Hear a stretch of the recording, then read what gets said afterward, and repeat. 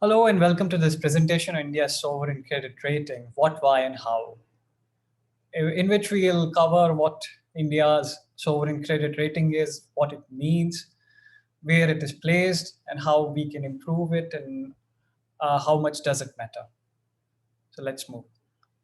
So credit rating, according to Corporate Finance Institute, it means that it's an opinion of a particular credit agency regarding the ability and willingness of an entity to fulfill its financial obligation in completeness and within the established due dates. A credit rating also signifies the likelihood a debtor will default. It is also representative of the credit risk carried by a debt instrument, whether a loan or a bond issuance. Two major points that we need to look at is ability and willingness of an entity. And let's look at what different agencies mean about their different ratings. So if you look at Fitch and S&P, AAA means it's the asset is of highest quality. The chances of default are the least. And when you go to the D rating means it's near bankrupt or at the default phase. While we can divide these ratings into two categories, one being investment grade and other being speculative grade. Right now, if you look at India's credit rating, India is within the investment grade category. Now let's look at the whole history of how India's credit rating has changed. So India's credit rating was once at a speculative grade, and right now it's at investment grade, whether it be triple B minus or Baa3, and it has seen its own ups and downs.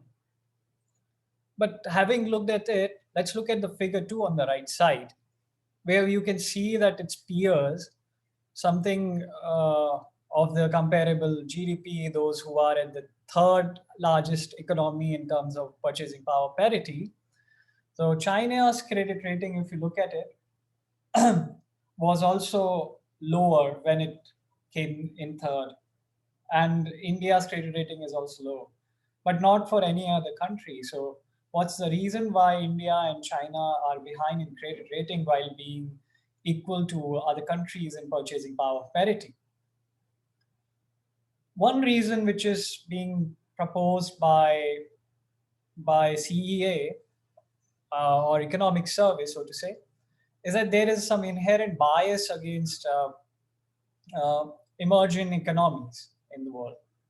While these credit ratings, uh, they also assert that they do not indicate the macroeconomic parameters or the willingness or ability, while they found that there are so many parameters on which India is performing great, but its rating isn't good. For example, inflation, general government debt, primary balance, current account balance, political stability, rule of law, control of corruption, investor protection, easy doing business, short term external debt, reserve adequacy ratio, or sovereign default history. But is India really good, capable of paying its debt? Let's look at its willingness. In past, India has never ever defaulted. And as far as ability is concerned, its foreign reserves are good enough to pay its sovereign debt and also its private short term debt because there is partial capital account convertibility. That's why we are looking at the private short term debt. Now let's look at what happens when a credit rating is downgraded or upgraded. So there is very weak correlation or no correlation between downgrade of credit rating and share market in India, foreign exchange rate, or government bond yield. Then why is it important for us to look at the credit ratings when it does not have any impact on these three parameters? They are important because these credit ratings are pro-cyclical in nature.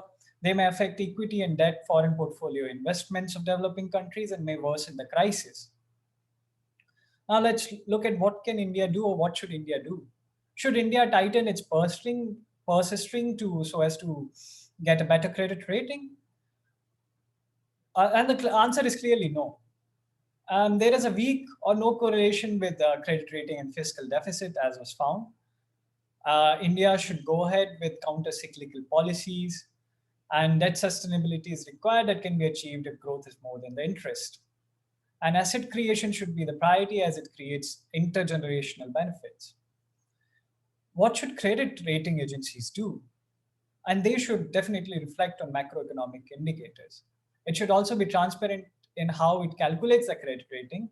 They should reflect upon pro-cyclical nature of rating and be mindful of its implications. Now let's look at what else can be done by India.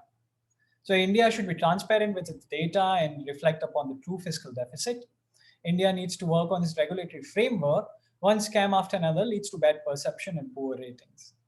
Tackle the four balance sheet problems, particularly the NPAs. India should work on debt sustainability. India should rationalize its subsidy, expand the tax base for better tax buoyancy, bring reforms in taxation.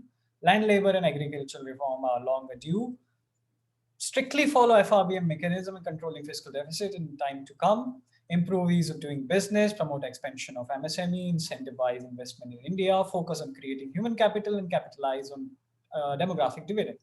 India, along with G20, has also tried to approach CR in providing transparency in its rating.